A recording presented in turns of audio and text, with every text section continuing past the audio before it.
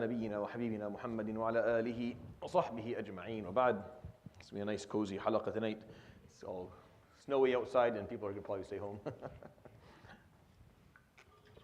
We're taught to teach, you were taught that if you schedule a session to teach it, even if you sit and speak to the wall. And twice in my life I've done that.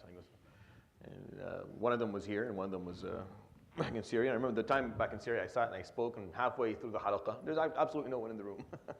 Absolutely no one there. The farrash, the guy who takes care of the masjid, you know, the person who cleans and takes care of things. He walks in, he sees me teaching, so he walks out again, and he's like, sorry, he walks out, he comes back in, he puts his head in. Sheikh, what are you doing? It's a halaqah. So he said, maybe swahik. So he took the Quran and sat down. And he attended the course, or attended the session. And here it happened once in the basement of LMM, like years ago. All right. Bismillah ar-Rahman ar-Rahim. Walhamdulillahi Rabbil Alameen. Allahumma salli wa sallim wa barik wa azim ala nabiyyina wa habibina Muhammad wa ala alihi wa sahbihi ajma'in wa ba'd. So tonight, inshallah ta'ala, we're going to continue in the Tafseer of Surat Al-Haqqah, and we stopped at ayah number 16 last week. And Surat Al-Haqqah, as I explained before, is offering us our quota or our requirement, or what is it that our dose of spirituality or wa'adh. Reminders that move the heart. Islam is a religion that has a specific balance to it. Everything within Islam is about the balance, right? And I spent a reasonable amount of time talking about this piece when we did Tafseer of Surat Ar-Rahman, where Allah subhanahu wa ta'ala talks about وَوَضَعَ الْمِيزَانِ أَلَّا تُخْسِرُوا فِي الْمِيزَانِ وَأَقِيمُوا الْوَزْنَ بِالْقِسْطِ وَلَا تُخْسِرُوا الْمِيزَانِ. Talking about the balance, and it's really not the scales, it's more the balance itself. And I gave a series of khutbah on this topic. And amongst the balances that Islam cares for is the balance between the mind and the heart, between rationale and emotion, and obviously behaviors and the pragmatic aspect of that. But within the Quran, you see both approaches are respected and they have space. Meaning the approach, the rational, logical approach, where it talks to your intellect and asks you to think deeply about things and contemplate and reflect, is there. And then you have the aspect that goes after your heart, and the reflection that comes with that is a different type of reflection. It's a reflection of observing people's experiences, seeing those who are in joy, seeing those who are in pain. For example, now that, alhamdulillah, inshallah, the ceasefire has begun, and hopefully, inshallah, this is going to be seen through, and things will calm down a bit for our people, for the people in Gaza, and calm down for us as well. I think there's two ways to reflect on that, right? There's the intellectual, logical way, where we break it down to numbers, and we talk about alliances, and we talk about those who stood by justice and those who did not, and we study this in some degree of detail, figuring out where mistakes were made and what can be done next time. And that is the intellectual aspect of reflection. But then there's also the emotional piece of reflection, which is what Surat Al-Haqqah, for example, talks about. We reflect on the fact that a lot of people have passed, families have been wiped out, children have lost their limbs. People have been removed from their cities. Hospitals have been destroyed. Doctors have been killed. Journalists have been killed. And that should move you in a certain way. Move you on an emotional level, because it's sad, because it's extremely painful. And that pain is an emotion that, if you are to take and use appropriately, will turn into an energy that you can later channel in a good direction. All of your emotions are energy. They're internal energy. You choose how you want to use them. You can let them break you. Like, really, a lot of the mental health issues, and I'm not talking about stuff that are severe, like psychosis, and I'm talking about like the basic anxiety and depression that a lot of people go through, whether they're functional with it or they're non-functional with it. A lot of it is that there's this negative energy that they're carrying that they have not figured out how to channel in a positive direction. So it ends up just eating away at themselves. It's like a fire. If you don't use it to move a wheel, if you don't use the burning to move a car, then it'll explode. It'll burn the actual vehicle itself, right? So that's what emotions are for. But the problem with emotions is that having too little of it means you're running out of fuel. Having too much of it will burn the whole house down. So you have to be careful what you do with it. And then having too much of it can also shut the system down. We'll shut the system down. We stop. We put it all aside. It can burn away. It's not a part of who we are anymore. And I know this is the analogy that I'm offering, but I hope you understand what I'm talking about. So the Quran is very specific in how it stirs emotions, and what emotions is actually more specific. What emotions it wants to stir in you.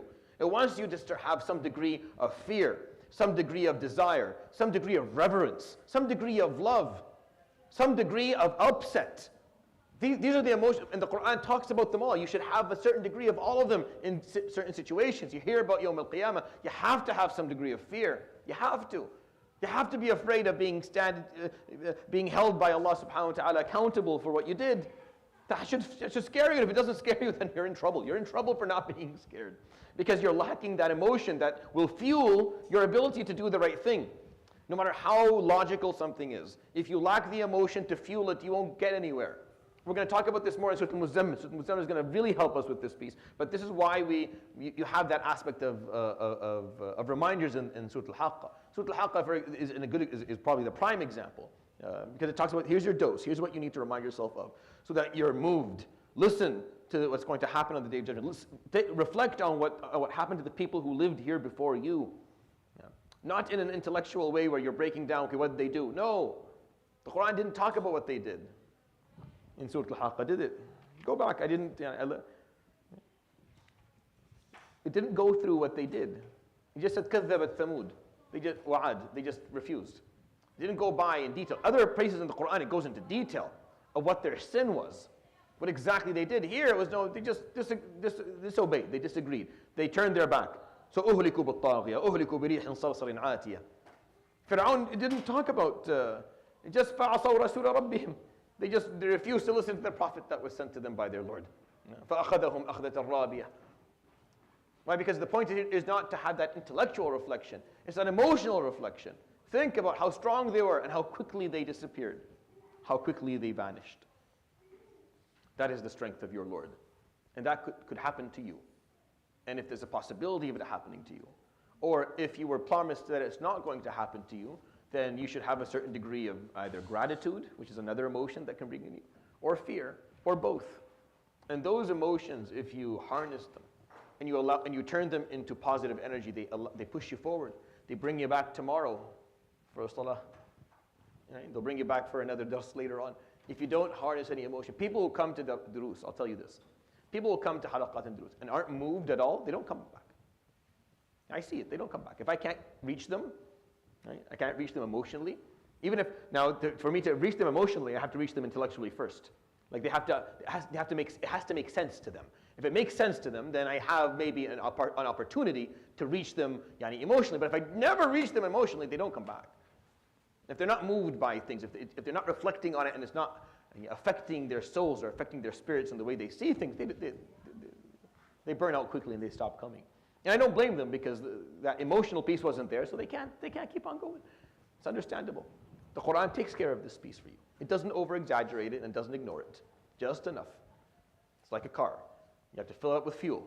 Too much fuel, if you bathe the car in fuel, you'll set the whole thing on fire, you'll die. Not enough fuel, you'll run out, you'll stop in the middle of the road.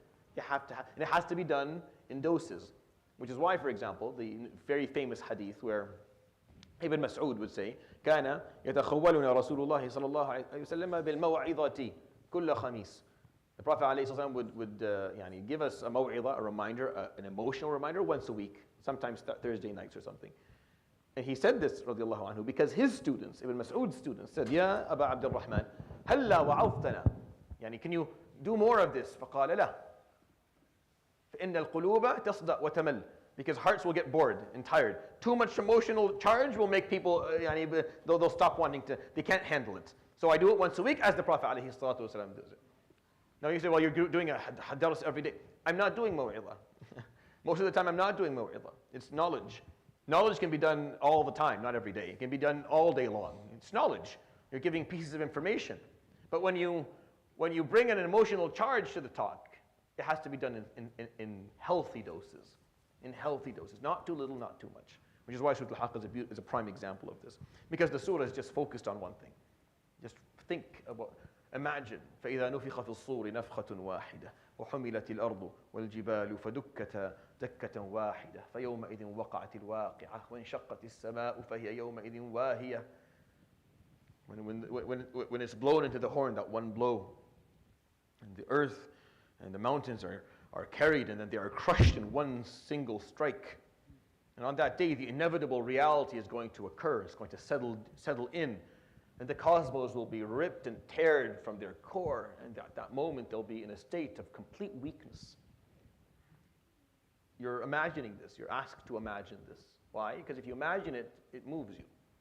If you imagine something that is powerful, that is scary, that is strong, that is beyond your ability to reprimand or to correct or to change or to affect in any way, you feel that weakness, and that weakness will humble you. And that's another emotion that you'll carry inside. All of these emotions are very positive. You can take them and use them to push you to be a better person and do better things. Which is why in a marriage, for example, if love fizzles out, you can't get people to do anything anymore. Like they stop doing things because the fuel is run out. There's nothing left in they're running on very little, they can't get anything done. They can't communicate appropriately, they can't be kind to each other appropriately, they can't get things done because that love is gone. It's the same thing with Allah subhanahu wa ta'ala. If you don't have that love, if you don't have that reverence, if you don't have that fear, if you don't have that desire, then you're not going to get much done in this relationship. It's going to fizzle out with time. With time, your salah will become mechanical, your attendance will become scarce, your care about all of this will become very superficial. And then what will happen? And then some Muslim country will be bombed. And an oppressor will kill people that look like you, right? And it'll move you not on an intellectual level anymore. Now it's no longer just the intellectual level, because you know what is right and what is wrong. It's obvious, it's easy. But then, because it moves you emotionally, because you feel sad, because you feel angry, it brings you back in again. So I tell people, Allah subhanahu wa ta'ala gave you a reminder, filled your heart with some emotion, brought you in. Keep it, keep that going. You have to keep that emotion moving. You have to learn how to fuel that. You have to learn how to reflect on what Allah is teaching you. You have to learn how to reflect on what's happening in the world around you. So that fuel continues to be fill in your tank so you can keep on driving. Or else with time, it'll fizzle out. And people will, they'll go until it happens again. Every couple of years, they bomb Gaza, and then the masajid fill up. People all get upset and up in arms from all over the world. They get all up in arms and upset, and you want the sheikh to give like a tremendous khutbah, and they want to be moved, and then they stop the bombing, and then everyone just fades out again. Because they don't understand the relationship between the intellect and the heart, the emotion. The intellect is there to keep things within parameters. You don't do something crazy. You don't harm anything. You make sure that you're being moved by the right thing, not by the wrong thing, right? Moved in the right way. But you still have to reflect enough so that your emotions matter, so that they're there, so your heart is moved by what's happening.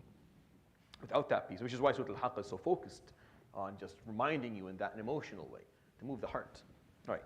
So we'll recite, inshallah ta'ala, we'll continue how Allah subhanahu wa ta'ala is still within Surat Al-Haqqah laying out for us occurrences on the Day of Judgment. So we've heard a few cosmic changes. What's going to happen in the cosmos and the earth and what you're going to witness in terms of reality changes. Now he kind of shifts it a little bit, subhanahu wa ta'ala, to another snapshot of what's going to happen. We'll start with ayah number 17 of Surat Al-Haqqah. أعوذ بالله من الشيطان الرجيم بسم الله الرحمن الرحيم والملك على أرجائها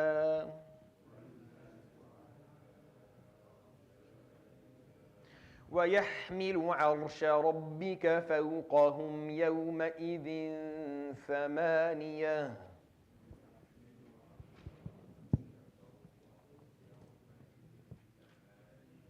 يومئذ تعرضون لا تخفى منكم خافية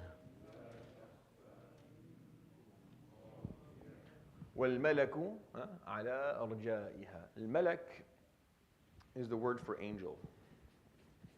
That's the translation we have in English for it. I don't like it very much. The reason being is that if you grew up in the West, then the word angel has a certain connotation to it.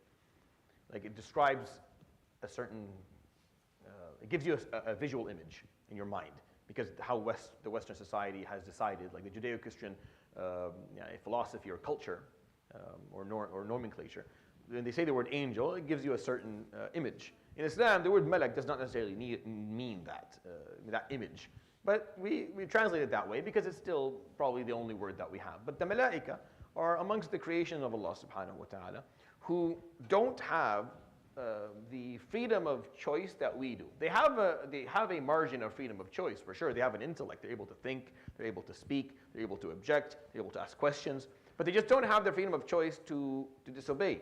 It's not like they want to, but they can't. Because some people think about this and say, oh, they want to. No, they don't have within them any need, reason, or care to disobey Allah subhanahu wa ta'ala. They just absolutely, it's just not there. Why would they?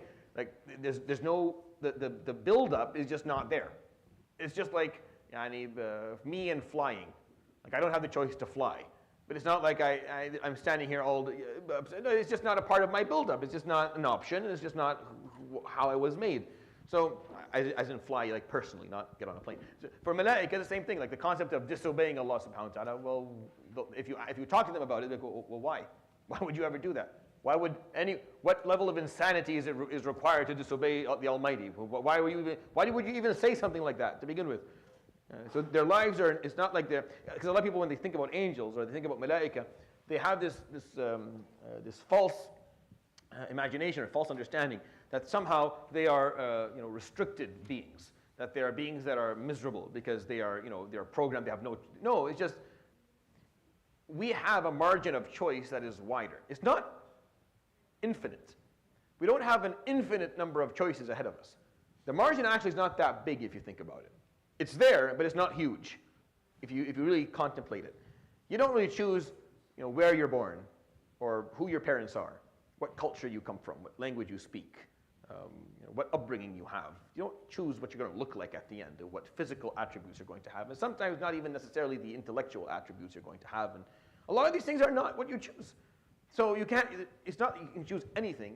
You have certain, like I said, you can't choose to fly. You can't choose to breathe underwater. You can't choose, you just don't have those certain choices aren't there. You do have a margin of choices that you make. It's just the difference between you and a malaika is that the malaika, their margin of choices doesn't include disobedience because they just don't have that build. You and I have a build on the inside of nafs that wants to do things that Allah subhanahu wa ta'ala has pointed out to be harmful, sinful, and inappropriate, and an act of disobedience to Him. But our nafs is not mature enough to comprehend that fear that it should have, that reverence that it should have of Allah subhanahu wa ta'ala, the long-term planning of what's going to happen Yawm al-Qiyamah. It doesn't have it, so it's very likely to get you to do something you shouldn't do. It doesn't care. It's just, your nafs is just very immature and can't think or see beyond its nose. It just wants what it wants, and it wants it now. Very selfish. So it doesn't care about these things. You have to learn to tame that and change that so that you can make choices that are correct and you can avoid something that's going to hold you and put you in a bad position Yawm al-Qiyamah. The malaika, just their margin of choice, it just doesn't include that. And they're happy with it. Which is what the amana is in the Quran. The amana of the ability for you to worship Allah subhanahu wa ta'ala freely. Because the malaika worship Allah and they love that they do it and they find a lot of joy in it and they're satisfied with their lives. They don't have any objections to their existence. They don't want to become human beings. The human being is just the only creature that's worshiping Allah freely. Meaning you have the option to say no. You can say no. No other creation has that option there. And they don't want it. And they don't see why you would want that. And they don't understand why the heck that's even a good thing. This is how everything else that observes the human being, why would that be? The ins and the jinn are the ones who have that option to say no. Which is why, this story which is where this whole story came from, the story of existence, is you have that option. Your worship to Allah subhanahu wa ta'ala is much more valuable. It's much more meaningful because it's free. Because you're not forced to do it in your life. Others, just that's how they are. These are the parameters of their existence. They are there to serve Allah and they love it. You and I are given just this little caveat, where you can say no. You shouldn't. You'll regret it later, but you can. Technically speaking, no one can force you to love Allah or to want to know Him. Even if we hold a gun to your head and you dress up as a Muslim and come to the masjid, you can still deep down inside be a munafiq and not want any of this. That's why forcing in Islam is insane. Like there's no ground to coerce someone to be Muslim. You just make a munafiq. We don't need more of those people. We have enough of them. You don't want to do this, don't do it. It's totally up to you. This is the whole story. This is the whole test or opportunity for you to find whether you want to do this or you don't. And the malaika don't have that. They are a part of Allah subhanahu wa ta'ala's kingdom and they serve freely and openly and they love what they do. Wal malaku, and the malaika, the angels, and the word malak here is not referring to one. In Arabic, sometimes the word that refers to one can refer to more, just based on the context. And here, that's the context. So it's not wal malak as in one malak, wal malak as in angels in general, like as in the species, as in the race. Ala arja'iha, or at the corners of the universe.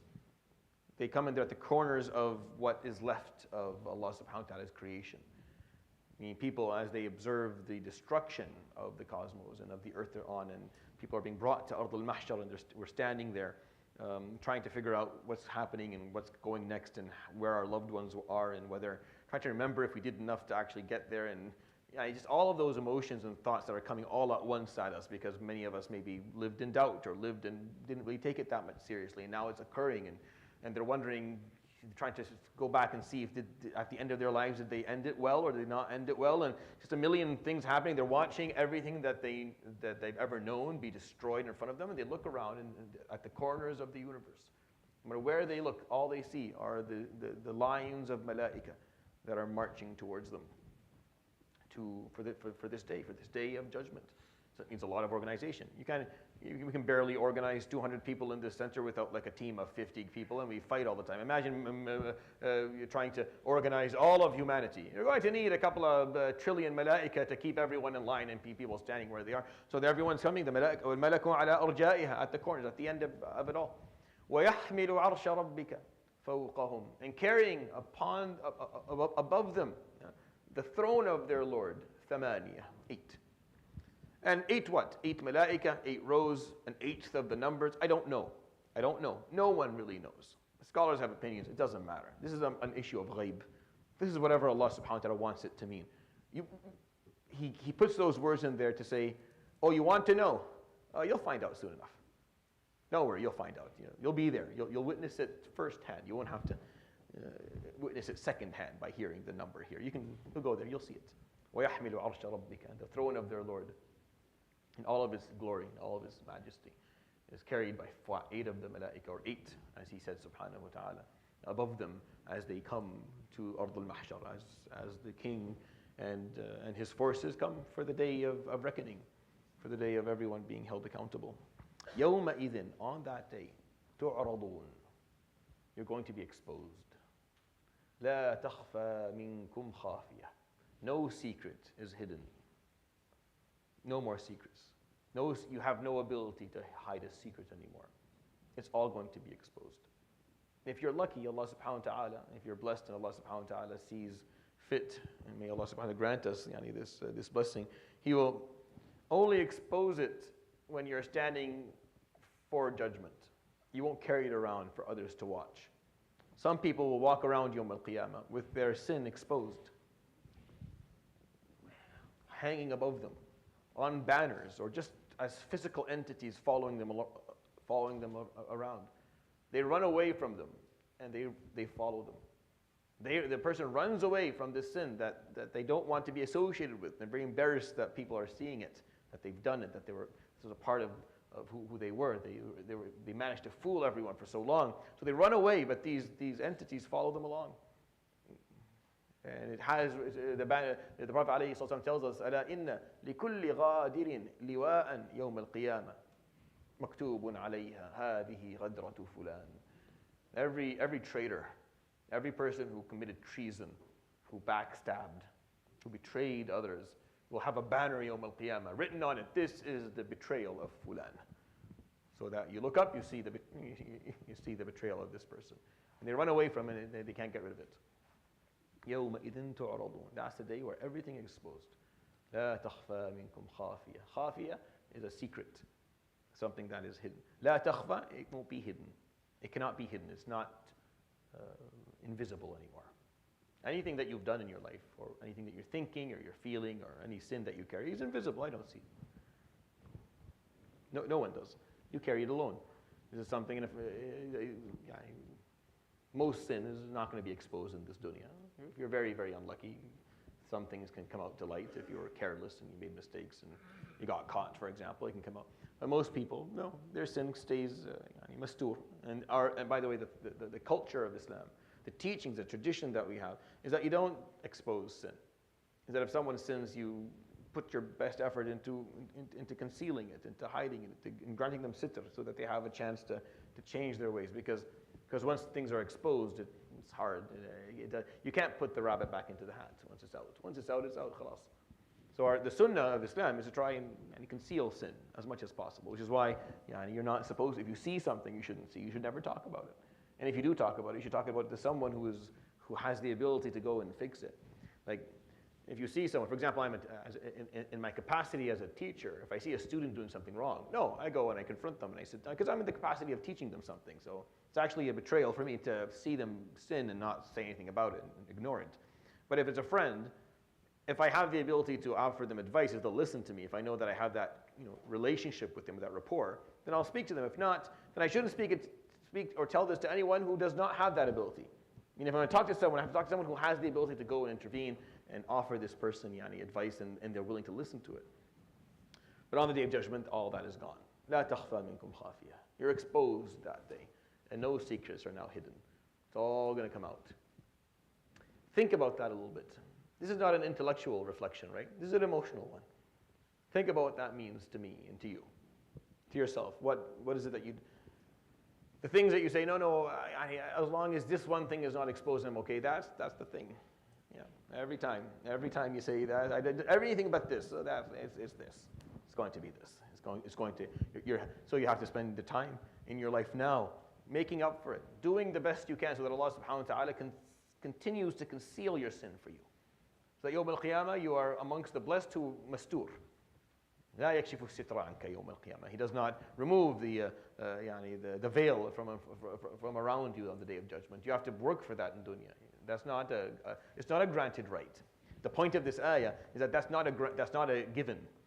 It's not a right that you can demand. I demand to be concealed. Nope, sorry. You can't even demand to be clothed Yawm al-Qiyamah. Forget about your sin being exposed. You can't even demand to be clothed appropriately, for your awrah to be covered. Some people will stand there, they had no clothing for them. They come out of their graves, they're resurrected, and they're naked. And Aisha would ask the Prophet, Ya Rasulullah, naked, men, women, you need to clarify this. فَقَالَ يَا عَائِشَ الْأَمْرُ أَعْظَمُ مِنْ ذَلِكَ. He said, oh Aisha, the issue is way worse than that as in what you're thinking of. No one has time for that. No one, that doesn't exist anymore. That show is gone. How? It's going to be scared right out of you. The amount of fright that you're going to be hit with, that's going to completely annul it. It doesn't exist. You have no capacity to think about this. The degree of fear on that day, the degree, the tremendousness of the changes that are going to occur, the reverence that you will carry, and the shock that we're all in as we see Al-Haqqah and Al-Waqi'ah, and we see dukkata dakkatan wahida, as we watch all of this, as we see the throne of God Himself be brought in by 8, with malaika filling the horizons in every direction, you don't have time for this. You don't have time to look at fulan and fulana. It's not an option. It's not a topic of discussion to begin with. That's the degree of fear. But we all would like not to be standing there uncovered. We all would like our awrah to be. So you only based on your hasanat, only based on your good deeds, some scholars actually, some of my teachers, which I always thought was a very interesting insight, because we don't have specific evidence based on what you're going to be covered Yawm al-Qiyamah. We just know that the Prophet ﷺ tells us, قال فيكسى الناس فيكون أول الناس كسوة إبراهيم عليه السلام. Ibrahim would be the first one to have the kiswa, and then the Prophet ﷺ قال وبعضهم يكسى فلا يبلغ ترقوته, meaning the piece of clothing is just a collar. And others it covers their chest. And others it will cover up to their navel. And some of them it will cover their awrah. And some of them will cover their knees. And some of them قال ويأتي عمر بن الخطاب يجر ثوبه. Al-Khattab will be picking up the extra pieces of his garment as he walks. فيقول يا رسول الله فما تأولتها? What is your interpretation of this dream that you saw? قال تأولتها الدين. Or Hassan al-Basri would add that piece. I think it's based on amount of deen. No, that's a very, very generic word. So what does it mean? So the all scholars say based on how much you cared for your sitr in dunya and how much you cared for the sitr of others in dunya. I mean, how much you cared about the privacy or the privacy of yourself, of concealing your sin and making sure that you don't go public with a mistake and not spread it and get other people to do it, and how much you cared about the privacy of others. So if you cared about the concept of concealing sin and sitr in dunya, then Allah subhanahu wa ta'ala will care for you for that Yawm al-Qiyamah. And if you don't, then you'll come and you're exposed. So the exposure Yawm al-Qiyamah is not just in terms of sin, it's also in terms of just your body. And no one's comfortable standing there naked. It's not a comfortable feeling. It's very vulnerable. Men and women alike. It's very vulnerable to stand there not able to cover your own awrah, not finding a piece of cloth somewhere to pick up and just cover yourself. You can't unless Allah subhanahu wa ta'ala grants it to you. You don't have access to clothing Yawm al-Qiyamah. It's not a human right on the Day of Judgment, because that's the day where everything is exposed and no secrets can be held back anymore. So if you want to be concealed and covered, if you want to be protected, if you want your privacy to be respected Yawm al-Qiyamah, then you have to work for that in dunya. This has to be worked towards in this life. May Allah subhanahu wa ta'ala grant us sitr Yawm al-Qiyamah. All right, we'll move on to ayah number 19 inshallah. فَأَمَّا مَنْ أُوتِيَ كِتَابَهُ بِيَمِينِهِ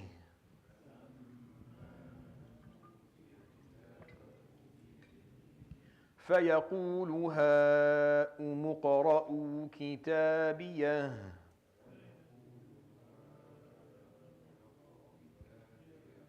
إني ظننت أني ملاق حسابيه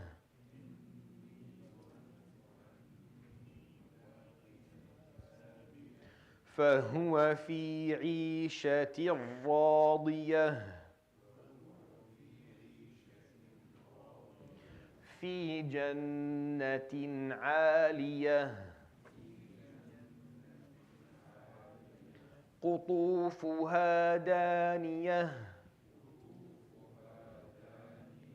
كلوا واشربوا هنيئا بما أسلفتم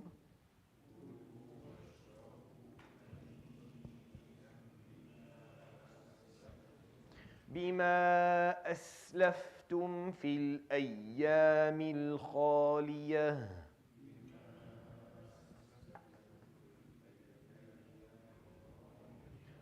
فأما من أوتي كتابه بيمينه. So there's a piece here that is deleted or absent in the continuity of these events that is understood by context. And on that day, when Allah subhanahu wa ta'ala's throne is brought for people to witness, and the malaika fill the horizon, and people are exposed and they come bare, they come with nothing, no titles, no names, no letters at the end of their names, no large signatures. They don't bring their certificates and diplomas and PhDs with them. They don't bring their bank account information with them. They don't come with their posses. They don't come with people who support them and clap for them and call out their name. They come bare with nothing, even clothing-wise. It's only if Allah subhanahu wa ta'ala decides through His grace to clothe you that you find clothing Yawm al-Qiyamah. Otherwise, you could have lived your whole life from moving from one castle to the other. Everyone's looking to please you and wants your blessing on this or blessing on that. And Yawm al-Qiyamah, you don't have the ability to clothe yourself, to cover your awrah, so you're not standing there bare. In the midst of all of this, people look and they see a dark cloud coming from the end of the horizon that they can see. And the cloud gets bigger and bigger and bigger, and it blocks the sun. The sun is close, Yawm al-Qiyamah. It's weaker. It's no longer what it once was. It doesn't have the same burning capacity, and it's close by. But it's still nonetheless making people sweat, and people are very hot, and it's very tiring, and it's very busy and full. But then this cloud, it covers the light of the sun. You can't see anything anymore. It's not, and as it moves slowly, you figure out that it's not a cloud really. It's just all of the books of the human race being sent all at once. And they start flying down from the sky, these suhuf, these kutub. And each book has a very clear destination of where it's going. And the first group of people that this surah talks about are those who are going to be granted their books in the right hand. فَأَمَّا, as for the ones, مَنْ أُوتِيَ كِتَابَهُ بِيَمِينِهِ, who are going to be given, granted, handed their books in their right hands. People sometimes think about this and say, how can it all be in a book? You think it's hard. You think it's hard to put information in a book. Actually, even technically speaking, it's not that difficult. If you've studied medicine, you've carried a book that's maybe 2,000 pages. It comes in one volume. If you think about it, how many days do we live? What's the average? If you live, the median life of a man, I think now is around 80 years old, something like that. Of course, most of the time we don't make it that far because bijlutuna, alhamdulillah, someone finds a way to give us a heart attack before that time. But if you live 80, right? If you want to break it down a little bit, make it a bit more simple, 1,000 months, right? That's what a kid is born. You say, may Allah grant you 1,000 months. That's a generous, that's a beautiful, you're 82 or something. Mashallah, you live well. 1,000 months, 30 days a month, that's 30,000 days. Right? 30,000 days. If you're carrying a book with maybe 3,000 pages, if you do the math, right? If you do the math, 10 days per page. You can't break down 10 days per page. I can break down a year in a page of my life. You could probably do the same. A lot of life is cruise control. A lot of it is just the same stuff being repeated. The book is not interested in all these little boring things. No one's going to read a novel that you're reading about what the batal is doing, the hero of the story and the antagonist of the story. You don't care about. And in the days where nothing was happening, they woke up and they had eggs and toast and they drank a cup of tea and then they went to the bathroom for 15 minutes and then got dressed and argued with his wife and then walked out. No one cares about these details. It's not a part of the story. No one's going to watch it. If a movie is telling us what happened over the span of a couple of years, you're going to sit a couple of years and watch what happened. You just want the points that matter. The same thing, this book is just going to point out the stuff that actually matter. 10 days, let's see what happened here. What actual tests occurred. You're writing this novel, this book, you are the author of this book. You may live your life and never write a book, but you're writing this book. This is yours. And it's better than AI. Yeah, Allah subhanahu wa ta'ala has those who are, He's hired for you some malaika who have nothing else to do. They just sit there and they write down everything you do. He said this, she thought that. They attempted this. They did it. They didn't do it. This is what they were thinking. This is why they did it. This was their intent. Write it all down. Just documenting everything. They're recording everything is being recorded. Why? Because you're writing a book. That's how important you are. That's how significant you are as a person. That there are malaika hired with no other job in the world aside from just following you around and writing down what you're doing. Because your life is that interesting. Every aspect of your life is going to be recorded. If you think about it, if you live 80 years, the first 10 years don't matter. You're only recording some of the good stuff. Maybe recording some things that happen to you so it makes your argument Yawm al-Qiyamah better. But what you do in terms of bad things when you're a kid, it doesn't matter. I argue even probably beyond 10 years because it takes a while for this generation to mature appropriately. But you're writing this book. And then it's going to be edited. And a lot of the cruise control, useless stuff is going to be removed. It'll be packaged and sealed out nicely. And then it'll be given back to you Yawm al-Qiyamah so you can read. اقرأ كتابك. Read your book. كفى بنفسك اليوم عليك حسيبا. We're going to refer to your judgment upon yourself. You read this book, and please, as you read it, tell us as you go through. Does this sound to you as like the story of someone who praised their Lord, who loved Allah, who lived with purpose, who knew where they were going, Yawm al-Qiyamah? Does this seem to you to be the story of someone who believed they were going to be held accountable? Is this the story of someone who is worthy of this, and they show you what Jannah looks like? This is where you're going. Read the story and tell me if this person that you're reading about is worthy of going there based on what you're reading. And when you start reading the book, it can be. So some people are given the book in their right hands. They pick up the book, they open the book, and they start reading through the book. And it's a pretty good, pretty damn good book. It's a good book. He's going through it. He's enjoying this book. He's getting through the first chapter, second chapter. This is awesome. This guy rocks. This guy is absolutely a star. And then, so what does he do? فَيَقُول, this person cries out or yells out, Ha in Arabic is a way to say take something, or here, take this from me, but it's an enthusiastic way. So, and I honestly don't want to spend the next 30 minutes explaining to you how this works in Arabic, but it's made of two things, ha and And here is not a mother, but it comes from ummu, and it's broken down, and ummu is direct yourselves towards me. So ha is just a breakdown to say, here, take this. Ha iqra'u, and if you read the verse, it has a mad in it. So the person who is doing this is yelling out, right? Ha it's a mad, it's a four count mad. Ha iqra'u kitabiyah, read my book here, read my book. Read this awesome novel. That's me. It's my biography. Read. Look how good I look in this. Some people are very proud of it. Why? Because a lot of the bad stuff are forgiven or justified or explained. A lot of the good stuff are emphasized and talked about. And this is a good novel. Well written. The hero of this story did well.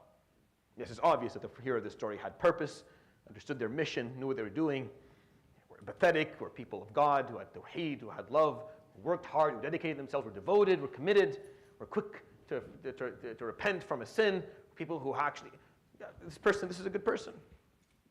So we'll call, Ha umqra'u kitabiyah. Oh, everyone, come, please, read my book.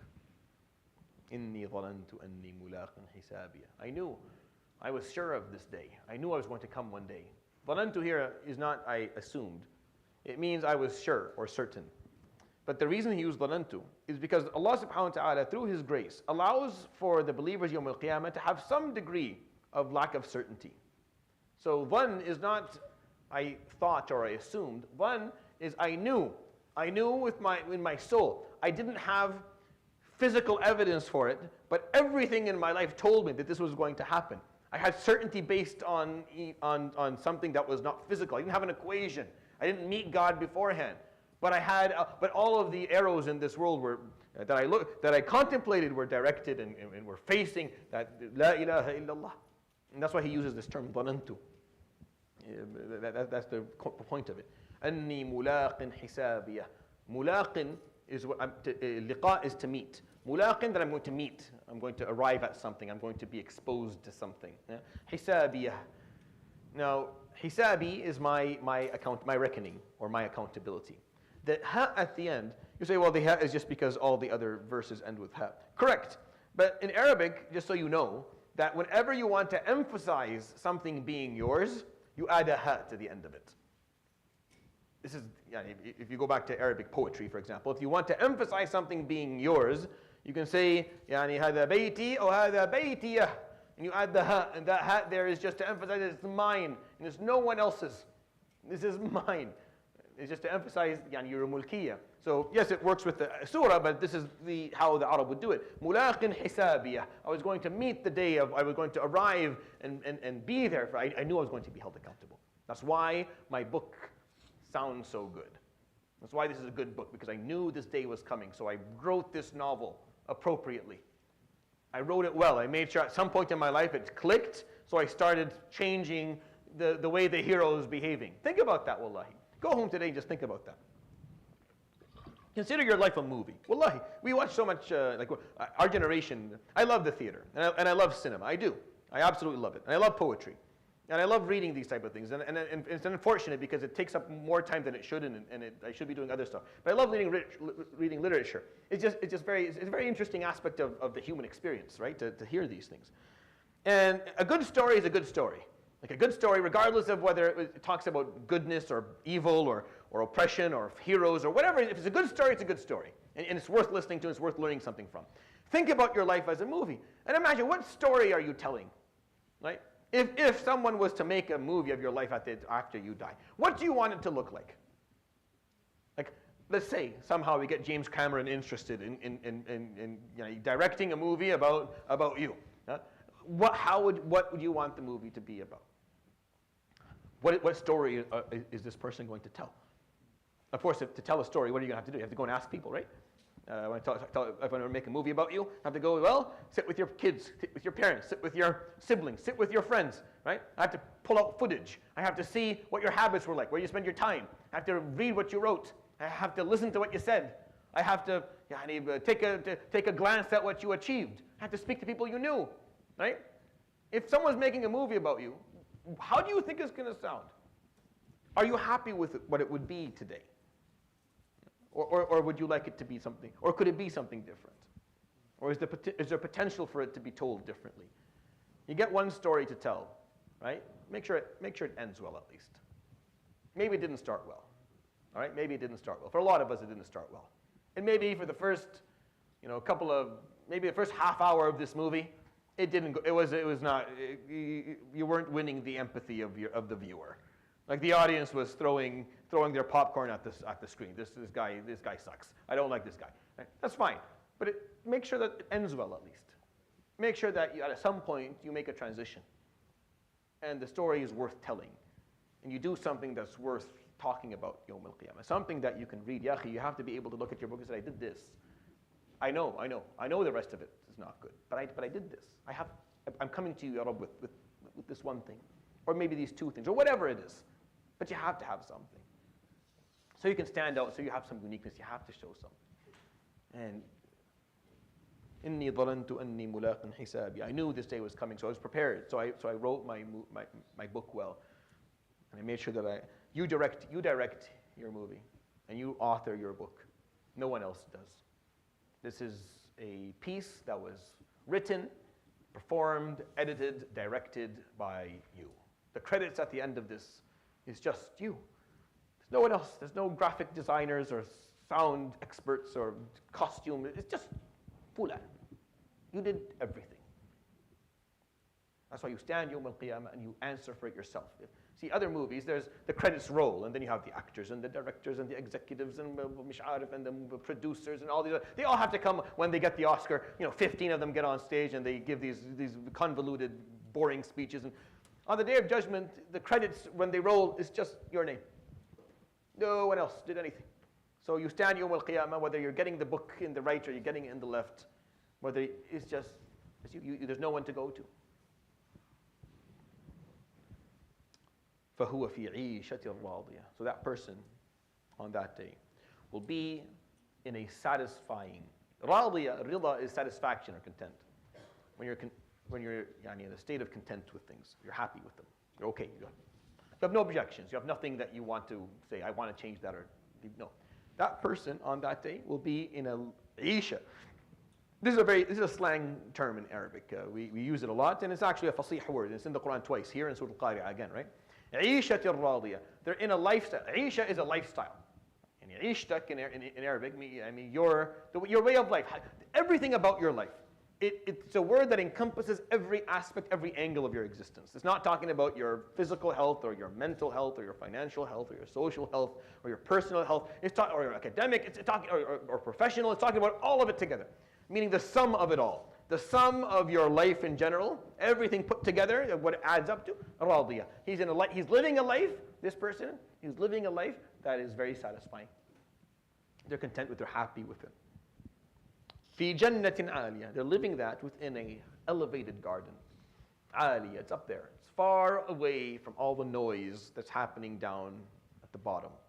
It's far away from the heat and from the discomfort and the pain. It's far from the fear. It's far from all of that. It's elevated far away. You don't have to deal with it. You see, in dunya, if you live that way, it's usually not a good.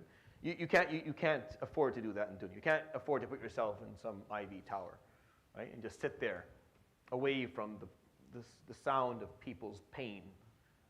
You can't. If you do that, Yawm al-Qiyamah, you're going to be at the bottom. It's just going to flip for you. But Yawm al-Qiyamah, if you spent your life down there in the gutters, down on the ground, working with those who were not doing well, helping them, supporting them, with every aspect of your being, to the best of your ability, within whatever capacity Allah subhanahu wa ta'ala put you in, depending on where you grew up and how you did that, then Yawm al-Qiyamah, He will elevate you and put you in a place where you don't have to worry about that anymore.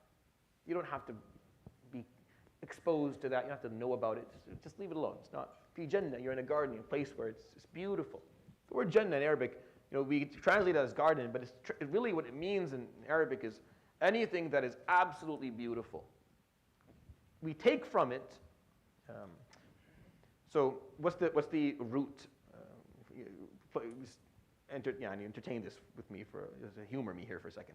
The word Jannah is taken from the root of Jim Nun Nun. Yeah, right. That's the root of it all. Now, the root Jannah, what does it mean? Just the Jim and the Nun with a shadda. Anyone want to tell me? Throw it out. What does it mean? It's insanity. Jannah, Jim, Nun, Nun. It's Junun. It's insanity. It's the loss. It's the loss of a grasp of reality.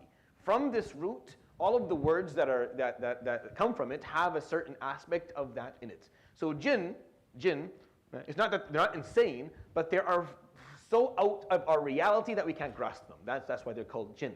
Yeah? And Jannah is something that is so beautiful that it's outside of your reality. Meaning you don't have the ability to understand it. You can't imagine, you can't fathom it. That's why it's Jannah. The concept of the loss of grasp on reality is what kind of brings all of the words of that are derived from this root, puts them all together. And in Arabic, that's how it works. You have a root, and then you derive all these words. All of these words will have a remnant of the basic meaning of the root within them, which keeps it all together. So fi jannatin aliyah is in a place that elevated and so beautiful that you don't have the ability to comprehend and reflect upon. You don't understand. So we sometimes call gardens jinan or jannat. Why? Because we think this is so beautiful.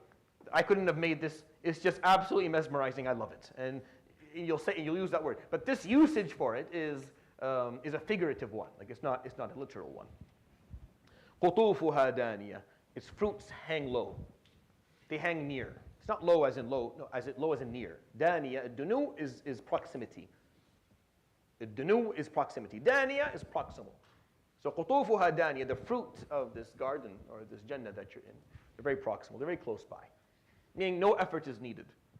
What he's trying to teach here, subhanahu wa ta'ala. See, in dunya, for you to get something, you have to get up and go and work, and you have to, slave away, and you have to put in that, 100% to get.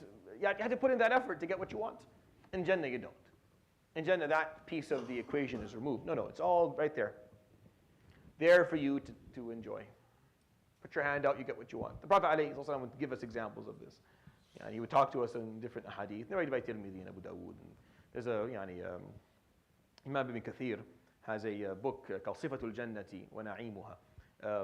And it's properly, they performed tahqiq upon it, which is authentication of the hadith, I think maybe 20 years ago. And it's a very nice book because if you take it and you read it, and you focus on obviously the hadith that are authentic and you get rid of the rest of them, then you get a little bit of a understanding of what occurs there. But he points out in one of the hadith, and has a reasonable chain of narration, where the Prophet ﷺ would say that fil Jannah, the person who was sitting in Jannah would look at something they wanted, and by looking at it, it would come near.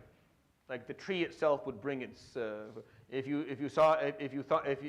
desired meat of some sort and you saw something, it would bring itself. Whatever you want just comes to you. You don't have to get up and go to it, because in Jannah the concept is that you don't have to work for this. You've already worked for it before. You've already paid it. You've paid ahead. Like you paid it forward. Now, no, khalas. You have a lot of credit here with us. There's no need. There's no need. In dunya, we had to see, are you willing to put in the effort? Do you have the energy? Are you willing to devote it and dedicate it? No? Well then, sorry. But yes, don't worry. Yawm al-Qiyamah, you're not going to have to do that. So this person is in a satisfying lifestyle, in an elevated Jannah, place that is unfathomably beautiful, with fruit and desired things that are close and proximal to them. They're called upon on that day. Kulu washrabu, eat and drink.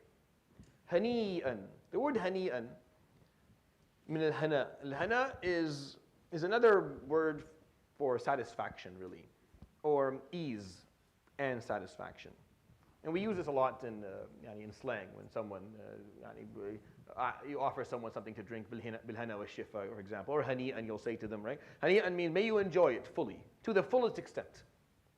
Hani'an, enjoying it to its fullest extent. Kulu washrabu hani'a, eat and drink. Hani'an, enjoying both the act of eating and drinking to the fullest of its extent. Because on the Day of Judgment, it's not, in Yawm al-Qiyamah, and fil Jannah, eating and drinking is not to fill in an empty void.